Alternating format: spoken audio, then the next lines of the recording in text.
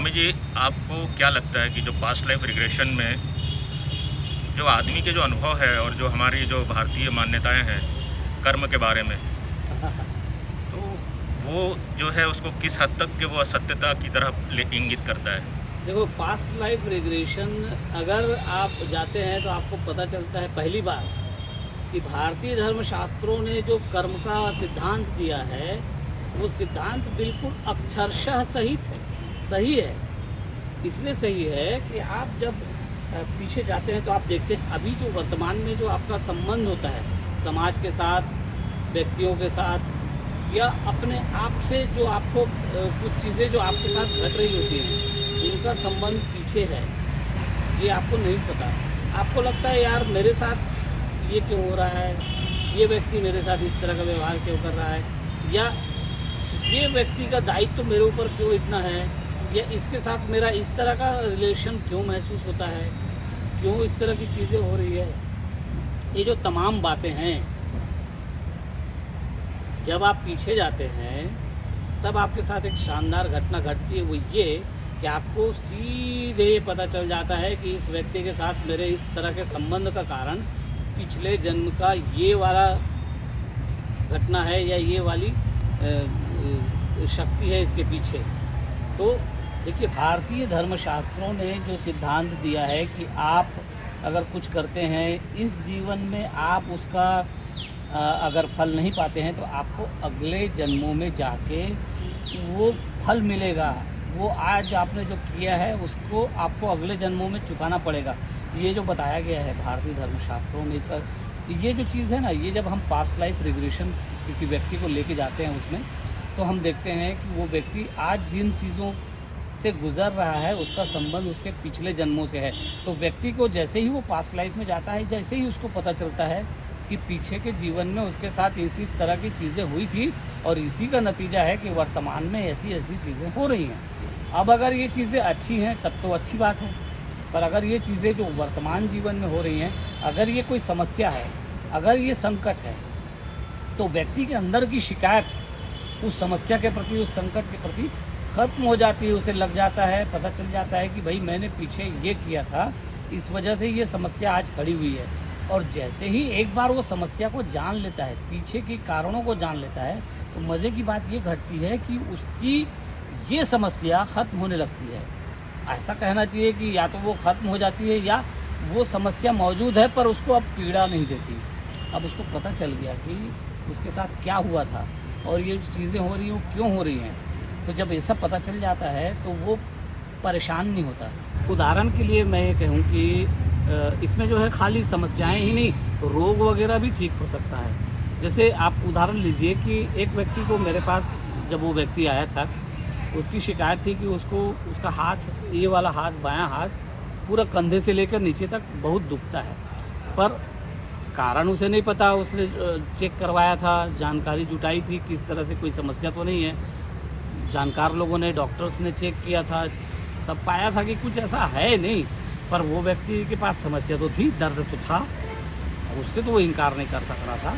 आप कह रहे हैं कि कुछ नहीं है, लेकिन वो कह रहा है भाई दर्द है। जब मैं उसको लेके गया पीछे जीवन में, तो ये देखा कि पिछले जीवन में वो जब बच्चा था तब एक लकड़ी की अलमारी को वो चढ़ के कुछ कर रहा था उसके ऊपर, और वो अलमारी गिर गई और उसका पूरा बायां हाथ अलमारी के नीचे दब गया, वो खुद भी दब गया। चूँकि वो घर बड़ा था उसका, तो वहाँ पर वो अलमारी के नीचे दबा रहा और बहुत सारे किसी को पता नहीं चला, और वहीं दबे दबे उसकी मौत हो गई। और मौत हो जाने के बाद अब इस जीवन में उसे समझ में आ गया कि उसके हाथ में क्यों दर्द होता है, वो भी इसी हाथ में क्यों दर्द होता है, और कोई कारण नहीं है दर्द का, फिर भी होता है। अब उसका दर्द खत्म हो गया। तो इस तरह से उदाहरण के लिए और भी चीज़ें हो सकती हैं, जैसे व्यक्तियों का संबंध, घर में अगर दो व्यक्तियों के बीच संबंध खराब है, दोनों के बीच तनाव है, हम अगर पीछे जीवन में जाके देखें तो पता लगता है ये तनाव का कारण पीछे जन्मों में था। तो वो तनाव का कारण जब आपको पता चल जाता है तो आप यहाँ पर रिलैक्स हो जाते हैं। और एक और मज़े की बात होती है कि जैसे ही आप पीछे जीवन में देख लेते हैं कि इस व्यक्ति के साथ इस तरह का संबंध था, तो भले ही ये बात अजीब लगे, लेकिन है, ये हमने देखा है, महसूस किया है कि जिस व्यक्ति के साथ आपका ख़राब संबंध है, आपने पीछे जीवन में देखा जाके उस व्यक्ति को, मज़े की बात ये होती है कि उस व्यक्ति के साथ अब आपका संबंध सुधरने लगता है, वो व्यक्ति का व्यवहार बदलने लगता है। ऐसा क्यों होता है मैं नहीं कह सकता, पर मैं अनुमान लगाता हूँ कि आत्मिक स्तर पर, आत्मा के लेवल पे आपको ये बात पता चल गई पिछले जन्मों वाली, शायद उसकी आत्मा को भी पता चल जाती है, या महसूस ऐसी कोई बात महसूस उस आत्मा को हो जाती है। शायद यही वजह है कि उसके भी व्यवहार में चेंज होता है। ये मैंने खुद अपने रिसर्च के दौरान देखा है, लोगों के साथ प्रयोग करने के बाद देखा है। तो मैं ये मानता हूँ कि पास्ट लाइफ रिग्रेशन जो है वो एक थेरेपी की तरह काम करता है। हाँ, आप मज़े के लिए भी कर सकते हैं, आप उसको आनंद के लिए भी कर सकते हैं। आपके भीतर रेचन, एक बहुत अच्छा रेचन हो जाता है, कैथार्सिस आप कह लीजिए हो जाता है। और रेचन हो जाने के कारण आपके भीतर के जितने भी गुबार हैं, जो भी सप्रेस आपने कर रखा है, जो दमन दबा के रखा हुआ है, वो सब निकल जाता है। तो आप रिलैक्स हो जाते हैं, हल्के हो जाते हैं। अब आपसे कहूँ कि जगन ब्रह्म सत्यम जगन मिथ्या, एक वाक्य हमारे यहाँ आता है। शास्त्रों ने कहा है कि ब्रह्म ही सत्य है और जगत मिथ्या है। आप कैसे जानेंगे कि जगत मिथ्या है, कैसे आपका अनुभव होगा?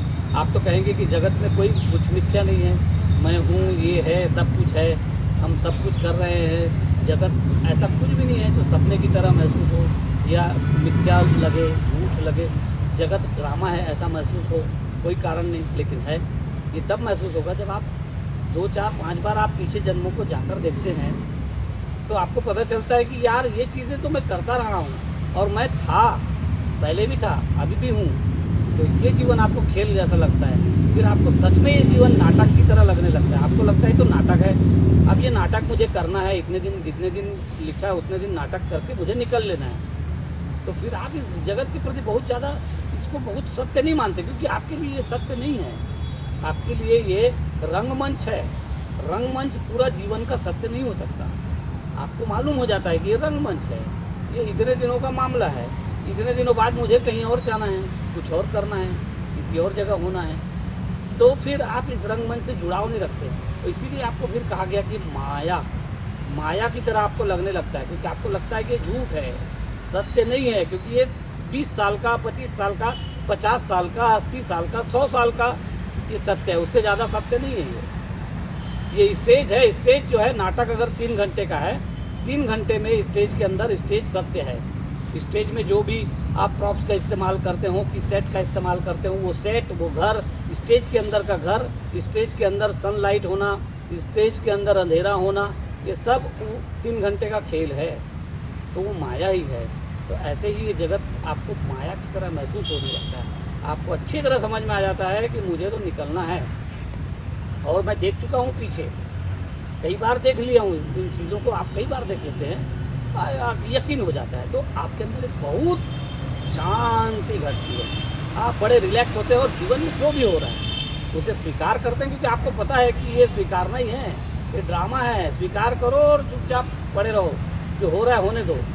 सब चीज़ें अपने समय पे अपने हिसाब से होंगी। ये तभी जब आपको महसूस होगा, आप पीछे जन्मों में जाकर देखेंगे। इसीलिए PLR जो है बहुत काम की चीज़ है, बहुत ज़बरदस्त चीज़ है।